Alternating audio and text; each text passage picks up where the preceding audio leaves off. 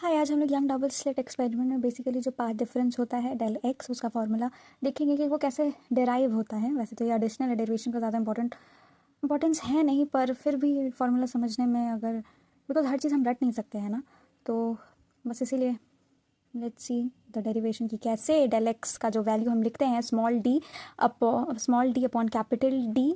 और ऊपर में y जो कि फ्रिंज विथ होता है। तो ये फॉर्मूला बेसिकली आया कैसे, और ये जो स्मॉल d है वो दो स्लिट के बीच का डिस्टेंस है, y हमारा फ्रिंज विथ है, दो फ्रिंज सेंट्रल डार्क उनके बीच का जो हमारा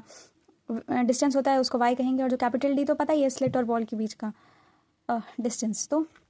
बेसिकली डराइव कैसे हुआ, उसके लिए सबसे पहले हमें दो स्लिट लेना है, S1 S2 है ही, तो S1 से लाइट वेव इधर एक पॉइंट पर ले जाएंगे और S2 से इधर ले जाएंगे, और उसको सपोज करेंगे कि ये फर्स्ट ब्राइट फ्रिंज है और ये बीच वाला जो है वो सेंट्रल ब्राइट फ्रिंज है। ओके, तो एक तो ये ट्रायंगल बन गया, और यहाँ पर इसके जो एंड पॉइंट है फर्स्ट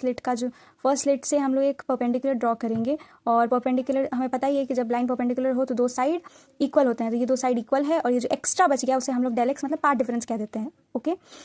अभी हमें पता है sine theta perpendicular upon hypotenuse होता है, तो क्योंकि ये परपेंडिकुलर लाइन है मगर यहाँ पे थीटा हमने दे रखा है और ये थीटा काफ़ी स्मॉल है, और जब थीटा बहुत स्मॉल होता है साइन थीटा और टैन थीटा बराबर होता है, तो ये थीटा से जुड़ा हुआ लाइन बेस होता है, तो दिस इज आर बेस, ये बेस है और ये हमारा डेल एक्स परपेंडिकुलर है और ये हाइपोटेनियस हो गया। तो साइन थीटा को हम लोग कैसे लिखेंगे, परपेंडिकुलर अपॉन हाइपोटेनियस, परपेंडिकुलर हमारा डेल एक्स है और डी हमारा हाइपोटेनियस है। ओके, तो अगर डी को इधर ले जाएंगे तो del X equal to sine theta D होगा, साइन थीटा इंटू डी होगा, स्मॉल डी, दो स्लिट के बीच का डिस्टेंस है स्मॉल डी। और यहाँ पे हम लोग साइन थीटा की जगह टैन थीटा भी लिख सकते हैं क्योंकि थीटा काफ़ी स्मॉल है, तो टैन थीटा के लिए हम लोग दूसरा ट्रायंगल बनाएंगे, मतलब जो कि ये जो S2 है स्लिट 2 है, वो स्लिट 2 से हम लोग जो लाइट वेव गया फर्स्ट फ्रिंज बनाने के लिए,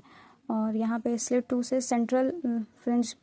तक एक लाइन हम लोग ड्रॉ करेंगे, तो ये दूसरा ट्रायंगल बन गया बेसिकली। तो ये हमारा जहाँ पे दिख रहा है ये जो y है फ्रिंज विथ है वो परपेंडिकुलर है, और ये जो d है स्लिट 2 और ये वॉल के बीच का डिस्टेंस कैपिटल D वो हमारा बेस है, ये परपेंडिकुलर ये बेस और ये हमारा हाइपोटेनियस, ये स्लिट और ये फर्स्ट फ्रिंज का जो पॉइंट है वो हाइपोटेनियस होगा। और टैन थीटा हमें पता है परपेंडिकुलर अपॉन बेस होता है, परपेंडिकुलर हमारा y है ही और बेस हमारा d है, तो y अपॉन डी इक्वल्स,